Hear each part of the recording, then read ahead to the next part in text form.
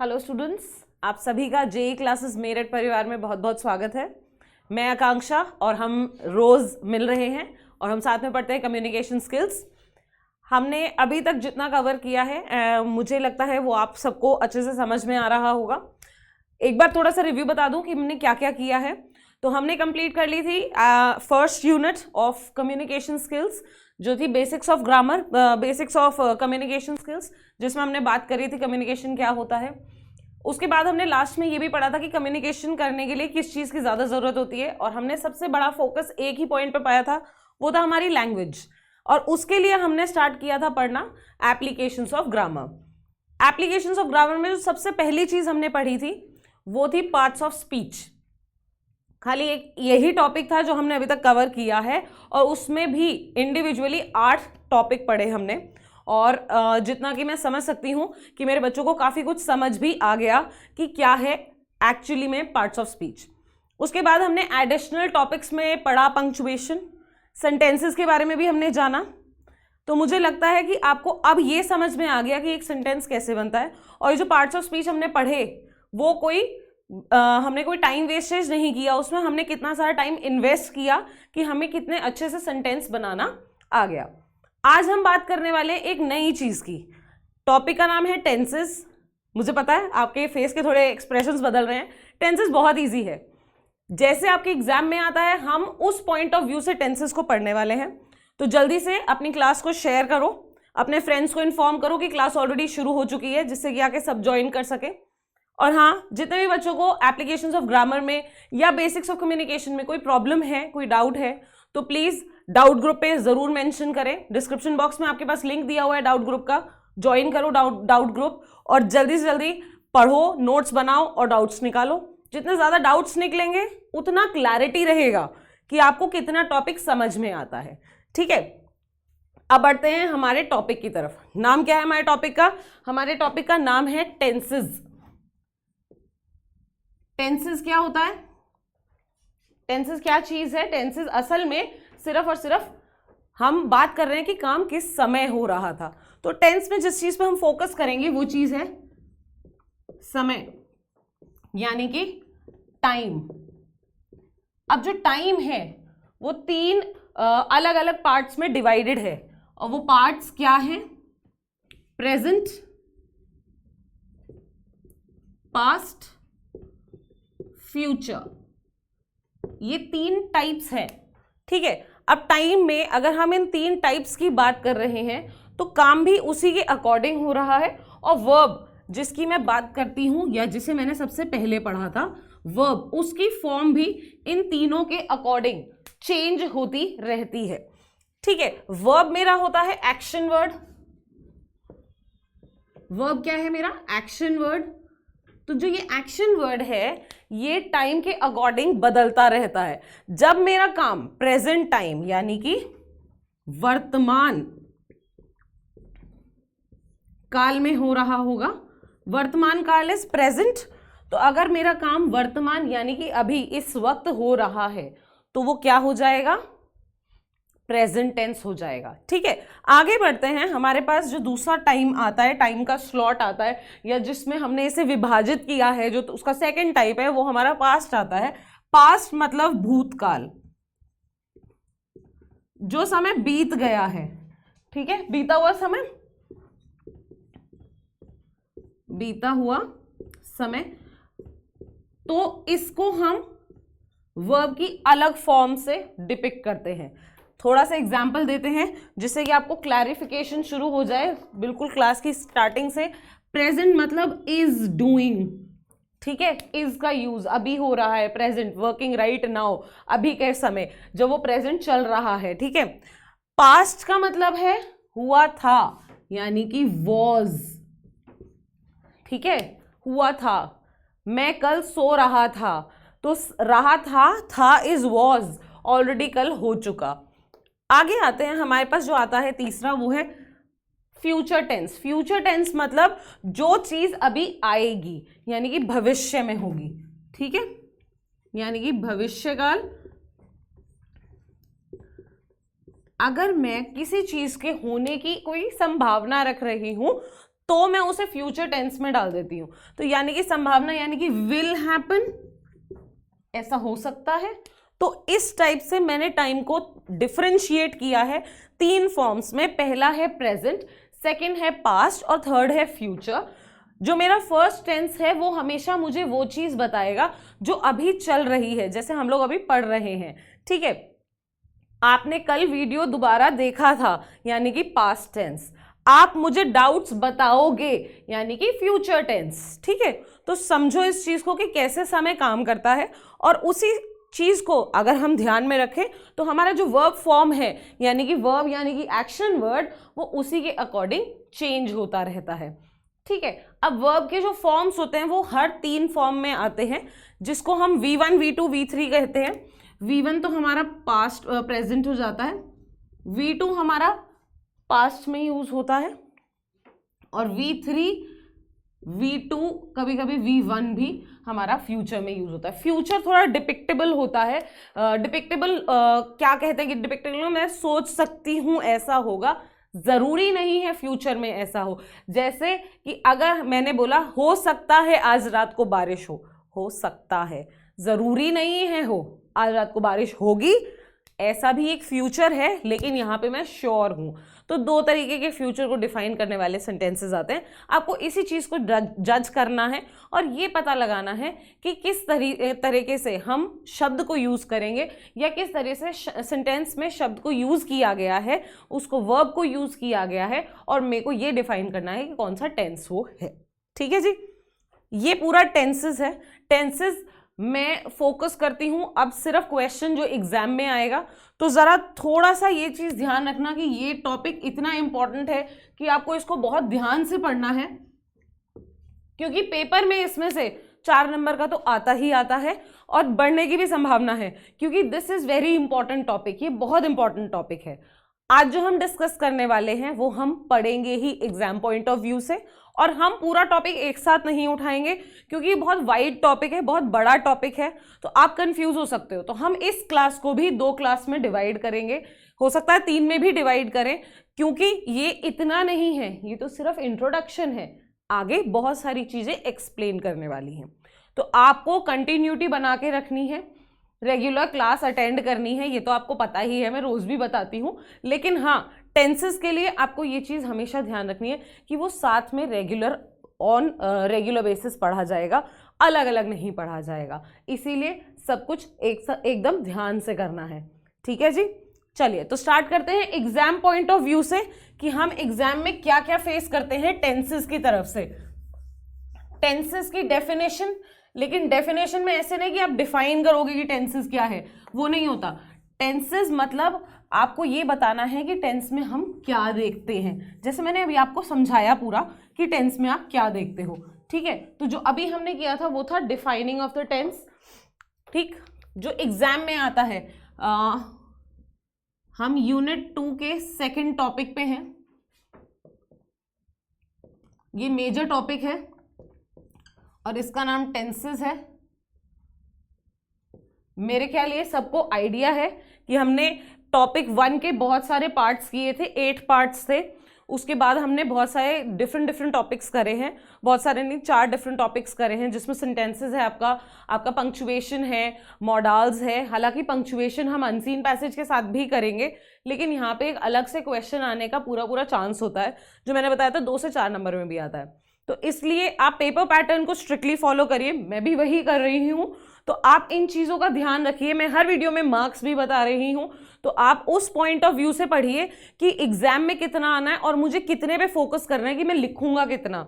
ठीक है, पास ही नहीं होना, अच्छे नंबर लाने हैं, इसलिए हम उन टॉपिक्स को जल्दी उठा रहे हैं, उन्हीं टॉपिक्स को पढ़ रहे हैं अच्छे से जो एग्जाम पॉइंट ऑफ व्यू से ज़्यादा ज़रूरी है। ठीक है, चलिए तो आ जाते हैं टेंसेस पे। सबसे पहला क्वेश्चन जो हमारा टेंसेस का आता है वो होता है व्हाट आर टेंसेस। ठीक है, व्हाट आर टेंसेस आ सकता है क्वेश्चन। दूसरा आता है डिफाइन टेंसेस। ठीक है, ये है क्वेश्चन। आंसर क्या हो सकता है आपके हिसाब से? आंसर मैं बताती हूं आपको। आंसर होगा जो भी वर्ड या सेंटेंस समय का आपको एक्सप्रेस करे कि समय किस काम किस समय हो रहा है, यानी कि समय का बोध कराता है, तो द वर्ड्स और sentences that expresses time, expresses time, ठीक है, एक्सप्रेसेस टाइम समय का बोध कराते हैं, ठीक है, tenses refer to the time when the work has taken place. अब मैंने इतनी बड़ी सी डेफिनेशन लिख दी, आप इसमें से कुछ भी लिखोगे तो आपको नंबर मिलेंगे। आप इतना लिख सकते हो the time when the work takes place, इतना भी लिख दोगे ना आप सिर्फ, आपको नंबर मिल जाएंगे, ठीक है। टेंसेस क्या है? Tenses refer to the time when the work takes place, बस इतने भी नंबर मिल जाएंगे। इसे याद ना भी रखो कोई बात नहीं, ठीक है। आपको ये देखना है कि आपको नंबर सबसे ज्यादा किन वर्ड्स से मिल रहे हैं, ठीक। अब जब मैंने ये लिखा तो मुझे ये भी बताना है कि टेंसेस कितने टाइप्स के होते हैं। देयर आर, इसी क्वेश्चन में बताना है जहां डिफाइन टेंसेस कर रहे हो, क्योंकि खाली इसे बता देने से टेंसेस नहीं समझ में आएगा, ठीक है। There are 3 types of tenses majorly. अब तुम कहोगे ये क्यों लिखा गया है वर्ड? देखो, टेंसेस 3 टाइप्स के नहीं होते, टेंसेस होते हैं बहुत सारे टाइप्स के, ठीक है, क्योंकि सबके अलग अलग पार्ट्स होते हैं। तो टेंसेस 3 टाइप्स के मेजरली बताएंगे डिपेंडिंग ऑन द टाइम, ठीक है। टाइम के बेसिस पे मैं सिर्फ 3 टाइप ऑफ टेंसेस मेजरली लिखूंगी और उसके बाद उन्हें डिफाइन करूंगी कौन कौन से टाइप्स हैं वो, जो मैंने आपको अभी एक्सप्लेन भी किया था। उसमें आ जाएगा प्रेजेंट टेंस,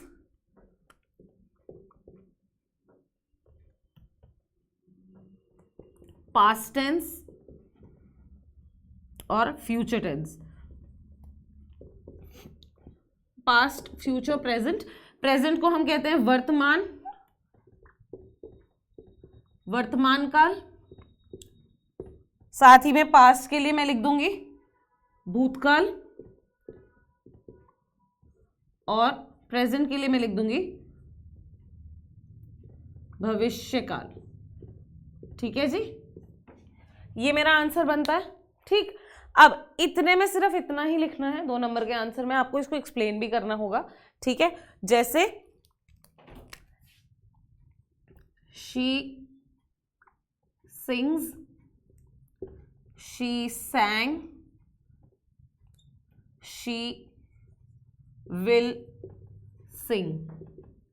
तो मैंने तीनों चीजें बता दी। वो गाना गा रही है, शी सिंग्स, ठीक है, वो गाना गाती है, शी सिंग्स। शी सैंग, वो गाना गाती थी। शी विल सिंग, वो गाना गाएगी, ठीक है। ये इन तीनों का एग्जाम्पल भी हो गया।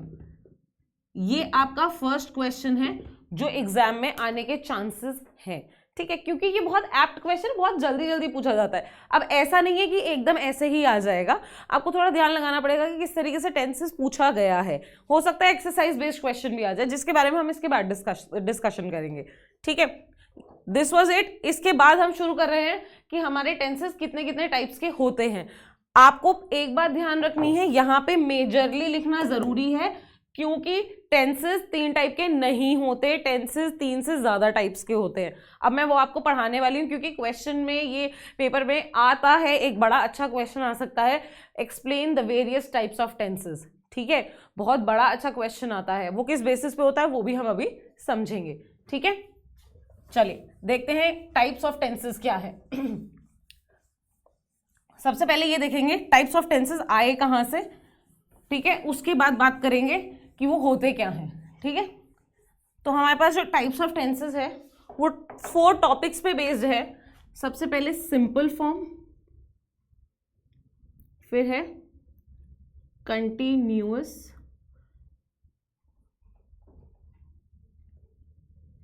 Progressive, perfect, perfect, continuous news. ठीक है, ये 4 टॉपिक्स हैं जिनके अंडर हम टेंसेस को अलग अलग फॉर्म में पढ़ते हैं, यानी कि प्रेजेंट, पास्ट, फ्यूचर। ठीक है, तो simple present tense, simple past tense, simple future tense. ठीक है, इसके बाद आ जाता है सिंपल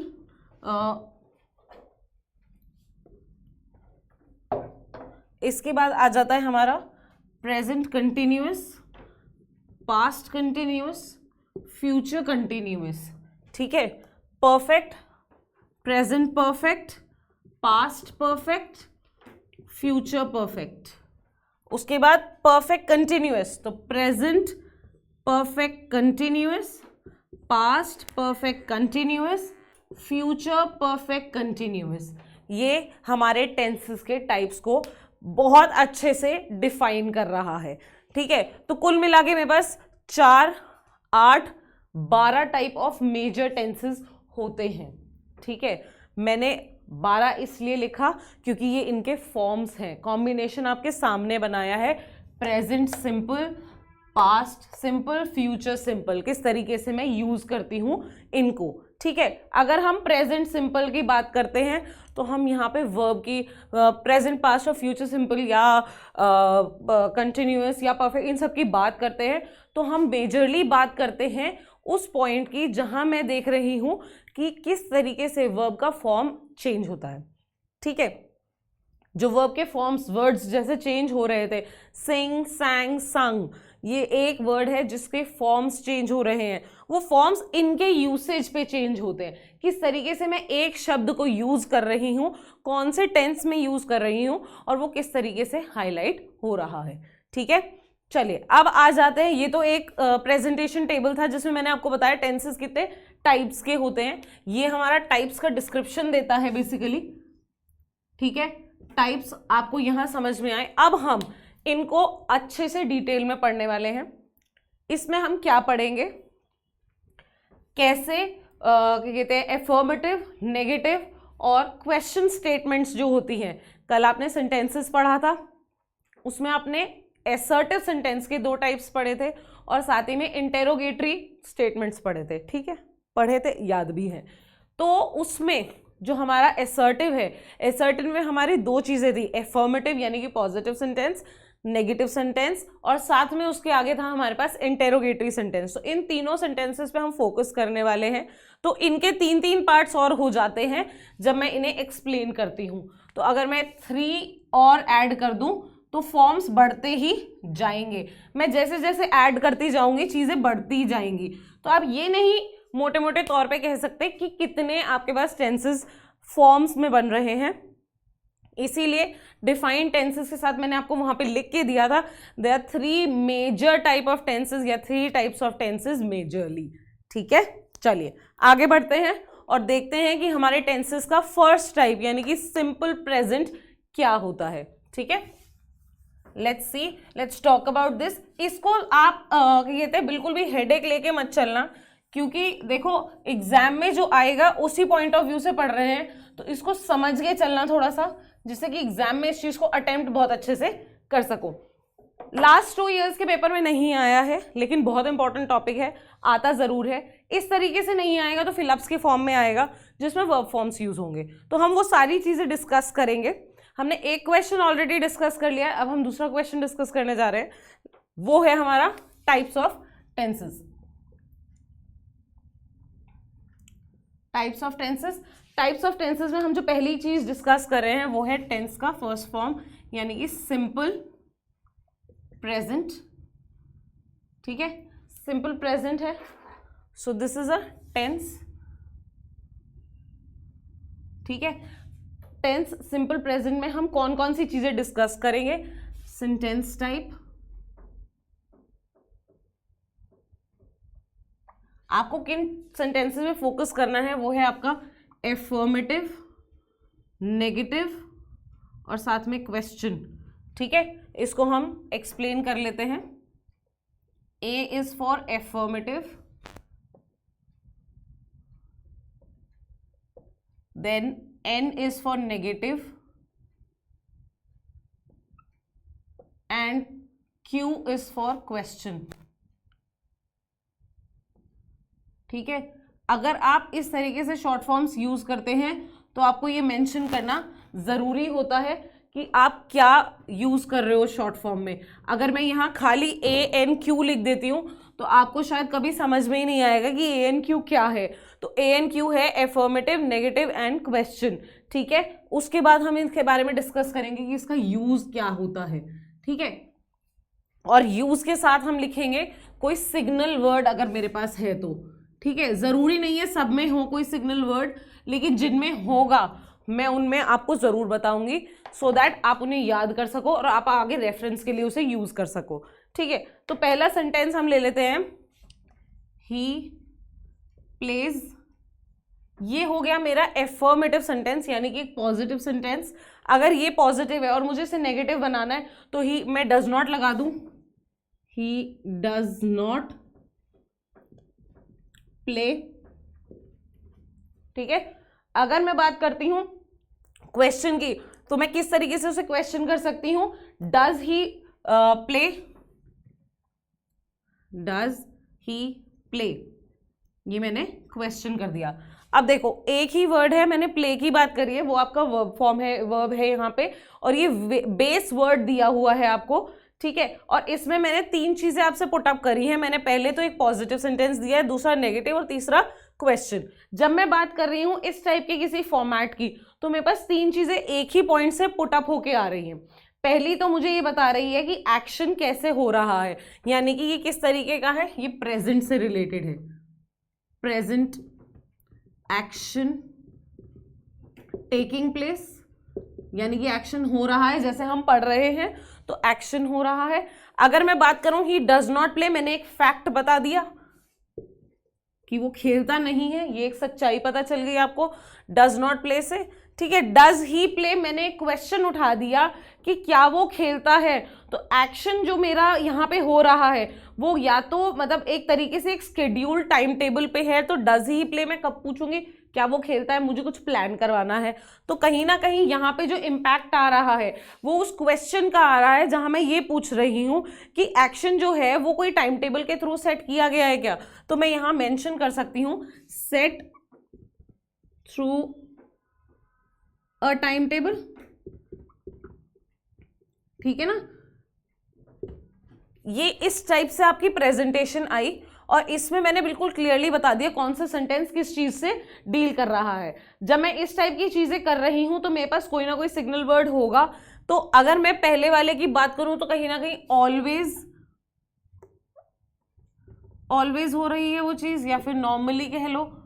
ठीक है, इस टाइप का कोई सिग्नल वर्ड होगा। अगर फैक्ट की बात करें तो इफ वाले क्वेश्चन का आंसर आएगा, आंसर्स दिस, आंसर्स इफ। जैसे डज ही प्ले, मेरे दिमाग में एक क्वेश्चन है क्या वो खेलता है। ठीक है, ही डज नॉट प्ले में मेरे पास दिमाग में क्या क्वेश्चन आ रहा है, क्या कहते हैं, इफ ही प्लेज, अगर वाली चीज आ रही है इसमें, तो वो फैक्ट पे आ रहा है एक तो, और साथ में वो अगर वाला अगर सेंटेंस मेरे दिमाग में आ जाता है उससे रिलेट करके, तो कहीं ना कहीं वो मेरा क्या बन जाता है, सिंपल प्रेजेंट टेंस बन जाता है। क्वेश्चनिंग में टाइम टेबल की एक एक्सपेक्टेशन होती है कि क्या वो खेलता है तो वो किस टाइम खेलेगा, इस टाइप से एक एक्सपेक्टेशन होती है। तो ये इंटरडिपेंडेंसी शुरू हो जाती है उसके बाद। ठीक है, तो ये मेरा जो पहला डिस्कशन था वो था मेरा सिंपल प्रेजेंट टेंस का। इसमें मैंने देख लिया किस तरीके से मैं फॉर्म को, सेंटेंस का टाइप लिया, मैंने यूज बताया आपको, और उसके बाद मैंने एक्सप्लेन किया कैसे एक सिग्नल वर्ड उसको पॉइंट आउट करता है। देखो सिग्नल वर्ड जरूरी नहीं है हो, और हो भी सकता है, हो सकता है एक ही सिग्नल वर्ड दो तीन चीजों में रिफ्लेक्ट कर रहा हो, तो इसमें ज्यादा कंफ्यूज होने की जरूरत नहीं है। आप 2 से 3 सिग्नल वर्ड याद कर सकते हो जब आपके पास प्रेजेंट हो, ना भी हो तो वो चल जाएगा काम, कोई प्रॉब्लम नहीं आएगी। ठीक है, सिंपल पास्ट के बाद मेरे पास आता है, सॉरी सिंपल प्रेजेंट के बाद मेरे पास आता है simple present continuous. Present continuous कह लीजिए इसे, या आप कह सकते हैं प्रेजेंट प्रोग्रेसिव। ठीक है, अगर मैं इन वर्ड्स पे ही जाऊं, अगर मैं इन वर्ड्स का मतलब समझने की कोशिश करूं, कंटिन्यूअस या प्रोग्रेसिव, इसका मतलब होता है काम हो रहा है, ठीक है, चल रहा है, कंटिन्यूटी में है। कंटिन्यूअस मतलब रुका नहीं बीच में, चल रहा है। तो इसी हिसाब से मेरे काम में भी, मेरे वर्क यानी कि एक्शन वर्ड में भी वो चीज हाईलाइट होने लगती है, प्रोग्रेसिवनेस दिखने लगती है। वो किस चीज से दिखती है? वो आईएनजी से दिखती है, ठीक है। जैसे मेरा फर्स्ट स्टेटमेंट ही प्लेज था, मैं इसको क्या चेंज कर सकती हूँ, क्या वो चेंज हो जाएगा अगर मैं कंटिन्यूअस की बात करती हूं तो? ही इज प्लेइंग। क्या दो चीजें जुड़ गई? दो चीजें ये जुड़ी, इज आईएनजी, ठीक है। सिंपल प्रेजेंट से प्रेजेंट कंटिन्यूअस में अगर मैंने एफर्मेटिव सेंटेंस को चेंज किया है तो सिर्फ ये दो चीजें जुड़ी हैं और कुछ भी नहीं, मेरा सेंटेंस चेंज भी हो गया, ठीक है। ऐसे ही अगर मैं बात करूं सेकंड सेंटेंस की, सिंपल है, अगेन मुझे वही चीज करनी है लेकिन नेगेटिव में करनी है, तो मैं डज को हटा सकती हूं, इज एज इट इज आ जाएगा। ही इज नॉट प्लेइंग, वो खेल नहीं रहा, ठीक है। अब मैं बात कर रही हूं अगर क्वेश्चनिंग की, क्वेश्चनिंग में क्या होगा, मैं वो क्वेश्चन पुट अप करूंगी तो मैं क्या बोलूंगी? Is he playing, is he playing. देखो कितना इजी है, 2 मिनट भी नहीं लगे और चेंज भी हो गया और कितना अच्छे से एक्सप्लेन भी हो गया। समझ में आपको डिफरेंस? मैंने इज लगा के तो ये बता दिया कि काम प्रेजेंट का है क्योंकि हम प्रेजेंट टेंस पढ़ रहे हैं, सिंपल है ना। सिंपल की बजाय हम कौन सा टेंस पे आ गए थे? हम आ गए थे कंटिन्यूअस टेंस पे, जिसपे काम चल रहा था। तो मैंने जो 3 टाइप ऑफ सेंटेंसेस लिए थे वो किस तरीके से चेंज हो गए? He is playing, he is not playing, is he playing. ING और इज का एडिशन हो गया मेन वर्ब के साथ, ठीक है। कितना सिंपल है और इतना अंडरस्टैंडिंग भी हो गया है, ठीक है ना। आगे बढ़ते हैं। अब जब हम बात करते हैं यूज की, तो अगर मैं बात करूं कहते हैं ही इज प्लेइंग यानी कि सिंपल फर्स्ट फॉर्म यानी कि एफर्मेटिव सेंटेंस की, तो इससे मुझे क्या पता चल रहा है? Action is taking place in the moment of speaking. भाई प्रेजेंट है ना, अभी मोमेंट ऑफ स्पीकिंग। अगर मैं इसमें एक पॉइंट और ऐड कर दूं, moment action taking place at the moment of speaking, यानी कि जब मैं बात कर रही थी तब भी एक्शन चल रहा था। जैसे वी आर स्टडिंग में एक्शन कब चल रहा है? जब मैं बोल रही हूं तभी चल रहा है। तो जब ऐसा कुछ हो रहा है तो वो बन जाता है कंटिन्यूअस, प्रेजेंट कंटिन्यूअस बन जाता है, ठीक है। इतना इजी हो गया आपके लिए। नेक्स्ट की अगर मैं बात करूं तो उसमें फैक्ट दिया हुआ था मुझे, लेकिन यहां पे मेरे पास क्या है? एक्शन जो हो रहा है वो सिर्फ और सिर्फ लिमिटेड पीरियड के लिए हुआ है। ही इज नॉट प्लेइंग से मुझे ये नहीं लग रहा कि कोई फैक्ट है, उससे मुझे क्या समझ में आ रहा है कि जो एक्शन है वो कुछ टाइम पीरियड के लिए नहीं हो रहा। Action is not happening for some time या फॉर लिमिटेड टाइम, ठीक है। किसी लिमिटेड टाइम के लिए, कुछ समय के लिए, ठीक है, कुछ आपका जो समय है उस समय के लिए, स्पेशली जब मैं बात कर रही हूं उस समय के लिए वो एक्शन नहीं हुआ था, ठीक है। ही इज नॉट प्लेइंग, उस टाइम पे वो नहीं खेल रहा था जब बात हुई होगी, ठीक है। तो उस टाइम पे जब वो नहीं खेल रहा था तो एक्शन में आईएनजी का ऐड करना इसलिए जरूरी हो गया कि खेल नहीं रहा था, हो सकता है अभी खेल रहा हो, ठीक है। तो इसलिए ये डिफर कर जाएगा, ओके। आगे आ जाते हैं इज ही प्लेइंग में। इज ही प्लेइंग में मेरे पास फिर एक क्वेश्चन आ गया, तो एक्शन किस चीज के लिए? इज ही प्लेइंग, क्या वो खेल रहा है? तो set through a time table, जो कि किसी टाइम पे होने वाला था, यहां पे हम कर देंगे सेट फॉर फ्यूचर, यानी कि कभी खेलेगा तो पता चलेगा। सेट फॉर फ्यूचर, ठीक है, मतलब अभी तो क्वेश्चन में है इज ही प्लेइंग, क्या वो खेल रहा है, ठीक है। इस टाइप से जब मैं इन चीजों को थोड़ा सा समझ लेती हूँ तो मुझे ये समझ में जल्दी आ जाता है कि मेरे सिग्नल वर्ड्स कौन कौन से यूज होंगे। अब इस केस में मेरे पास नेगेटिव और क्वेश्चन में कोई सिग्नल वर्ड नहीं है, लेकिन जो मेरे पास क्या कहते हैं एफर्मेटिव सेंटेंस है उसमें सिग्नल वर्ड जरूर है, जस्ट जैसा, या फिर मैं इस टाइप का कोई वर्ड यूज करूं, लुक एक एक्सप्रेशन के साथ, तो मेरे पास कोई ऐसा एक इंफॉर्मेशन आ जाती है कि काम जो है वो चल रहा है। जब मैंने बोल दिया look they are doing the work, ठीक है। एक वर्ड हम और ऐड कर सकते हैं, जैसे नाउ, हम साथ में लिसन वाला वर्ड भी ऐड कर सकते हैं, जिसके साथ मैं एक्सक्लेमेटरी मार्क ज्वाइन कर सकती हूँ। हम राइट नाउ जैसा वर्ड नहीं, नाउ ही ठीक है, आप इस पे फोकस कीजिए। इन वर्ड से मुझे पता चलता है कि जो एक्शन है वो अभी चल रहा है, हो रहा है, ठीक है। ये था हमारा प्रेजेंट कंटिन्यूअस। आगे बढ़ते हैं, हमारे पास आ जाता है सिंपल पास्ट, ठीक।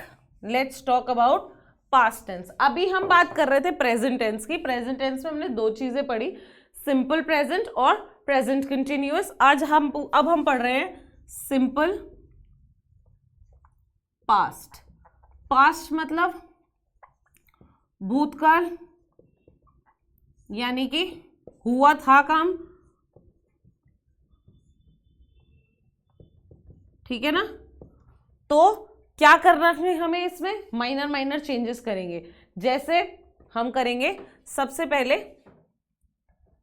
वर्ब पे फोकस। अगर मैं बात कर रही हूं सबसे पहले की, जो फर्स्ट उसमें है, तो यानी कि क्या होगा, he play, he played, second form of verb, he played, वो खेला था, ठीक है। ये हो गया हमारा सेकेंड फॉर्म ऑफ वर्ब। अब अगर मैं नेगेटिव सेंटेंस की बात करती हूं तो he did not play, he did not play. यहां पे भी मैंने डिड यानी कि पास्ट फॉर्म कर दिया उसको। क्वेश्चन की बात करूं, did he play, did he play, ये है मेरा पास्ट टेंस। पास्ट टेंस में किस चीज का यूज हुआ है, ईडी का, डिड का, डिड का। डिड के साथ अगर मैं वर्ब के फॉर्म यूज कर रही हूं तो वो फर्स्ट फॉर्म ही आएगी, इसको ध्यान रखना, ठीक है। जब भी डिड यूज होगा तो डिड के साथ plus verb first form. First form यानी कि जो वर्ड है वो एज इट इज यूज होगा, मैं उसे किसी और फॉर्म में यूज नहीं कर सकती, ठीक है। ही प्लेड, वो खेला था। ही डिड नॉट प्ले, वो नहीं खेला था। डिड ही प्ले, क्वेश्चन, क्या वो खेला था, इस टाइप से, ठीक है। आगे बात करते हैं यूजेस की। अगर मैं बात करूं यूजेस में फर्स्ट चीज की एक्सक्यूज मी, तो हम बात कर रहे हैं action in the past taking place never और सेवरल टाइम्स, ठीक है। ही प्लेड, कब खेला था पता नहीं, लेकिन क्या हुआ, action in the past.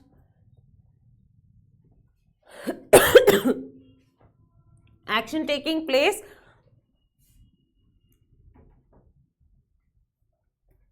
several times in the past, ठीक है।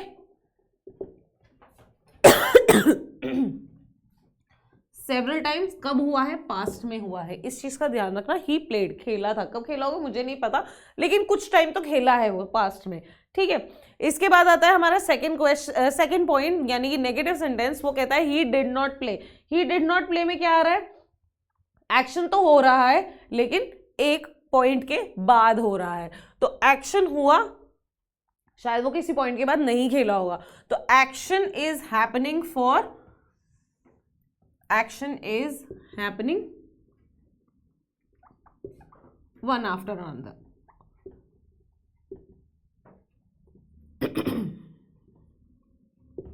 किसी दूसरे के बाद हुआ है एक्शन, या फिर क्वेश्चन में कोई दूसरा काम होगा, ठीक है। ही डिड नॉट प्ले, वो खेला ही नहीं, ठीक है। तो एक्शन के बाद कुछ हुआ होगा, ठीक।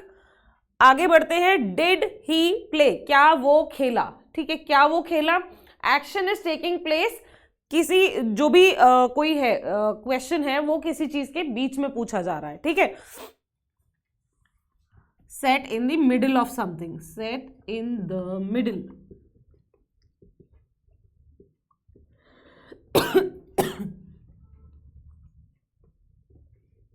ठीक है, ये क्लियर हुआ। अब बात करते हैं सिग्नल वर्ड्स की। सिग्नल वर्ड कौन से हो सकते हैं पास्ट टेंस में? पास्ट टेंस में जैसे येस्टरडे हो गया, द अदर डे हो गया। तो instead of using any such sentence मैं क्या कर सकती हूं, मैं येस्टरडे डाल सकती हूं। तो येस्टरडे हो सकता है एक शब्द, अनदर डे, अदर डे हो गया, द अदर डे। इस टाइप के जो वर्ड्स यूज हुए होंगे वो आपको बताएंगे कि एक्शन पास्ट में हो रहा है, ठीक है जी। आगे बढ़ते हैं, हमारे पास अगेन ये इफ क्वेश्चनिंग है तो that is not important here, लेकिन हम जब बात करते हैं सिंपल पास्ट की तो हमारे पास किस तरीके से चेंजेस होते हैं उसको हमने हाईलाइट कर दिया आज, ठीक है। चलिए आज के लिए हमने ये 3 चीजें पढ़ी, आज के लिए इतना ही करते हैं और ज्यादा आपको बर्डन नहीं करते। इस चीज को आप पढ़ो, दोबारा से रीड करो, क्योंकि एक बार में दिमाग में नहीं बैठती, ठीक है। तो आप एक बार फिर से उसको रीड करो, उसको समझो, सुनो, तभी आपके दिमाग में बैठनी शुरू होगी कि कैसे पास्ट कैसे प्रेजेंट अलग अलग चीज है। मैंने 2 कंपैरिजंस पढ़ा दिया आपको इस वक्त, सिंपल प्रेजेंट पढ़ा चुकी हूं मैं और सिंपल पास्ट भी हमारा खत्म हो चुका है, ठीक है। हम जो नेक्स्ट क्लास शुरू करेंगे उसमें हम टेंसेस का ही टॉपिक लेंगे और टेंसेस सिंपल पास्ट से आगे यानी कि पास्ट प्रोग्रेसिव या पास्ट कंटिन्यूअस की बात करने वाले हैं। तो कल कोई भी बच्चा मिसिंग नहीं चाहिए। जिन बच्चों ने आज पहली बार क्लास ली थी उन्हें ये कहूंगी कि जितनी भी applications of parts of speech की हमारी वीडियोस हैं आपके डिस्क्रिप्शन बॉक्स में लिखी हुई है, सारी डिटेल्स, प्लेलिस्ट दी हुई है, सब्जेक्ट का नाम लिखा हुआ है, क्लिक वॉच नोट्स, तीनों चीजें, उसको देखो, वॉच करो अच्छे से, समझो उसे अच्छे से, नोट्स बनाओ और उसके बाद कल की क्लास के लिए आना। ये आपका होमवर्क है, अच्छे से करना, जिससे कि हम आगे की क्लास में भी इजीली टेंसेस को कवर कर सके और एग्जाम के पॉइंट ऑफ व्यू से हम बहुत अच्छे से तैयारी कर सके। देखो बच्चों, एग्जाम्स बिल्कुल अप्रोचिंग है, अब कभी भी डेट आ सकती है किस दिन आपके एग्जाम्स हों, तो थोड़ा सा रश लाओ अपने अंदर, थोड़ा सा अपने आप को चार्ज करो जिससे कि आप अच्छे से उसको प्रिपेयर कर सको। मुझे पता है टेंशन बहुत है, लेकिन टेंशन में काम नहीं होता, इसीलिए रिलैक्स हो, आराम से देखो वीडियो, कितने अच्छे से आपको समझाया जा रहा है। नोट्स बनाओ, क्योंकि वीडियो में आपको पॉइंट ऑफ व्यू सिर्फ एग्जाम के पॉइंट से पढ़ाया जा रहा है, तो इसलिए आपके लिए वो ज़्यादा इंपॉर्टेंट है। अच्छे से पढ़ोगे तो नोट्स भी बना पाओगे, एग्जाम में भी लिख पाओगे। नोट्स इसलिए कर रही हूँ, नोट्स नहीं बनाओगे तो एग्जाम में नहीं लिख पाओगे। एग्जाम में लिखने के लिए वो बनाना ज़रूरी है, वो इम्पॉर्टेंट पार्ट है आपके लिए। और साथ ही में फोकस करें किस तरीके से आपको तो मिल ही रही है ये शिक्षा और ये ज्ञान, दूसरों को भी बांटे।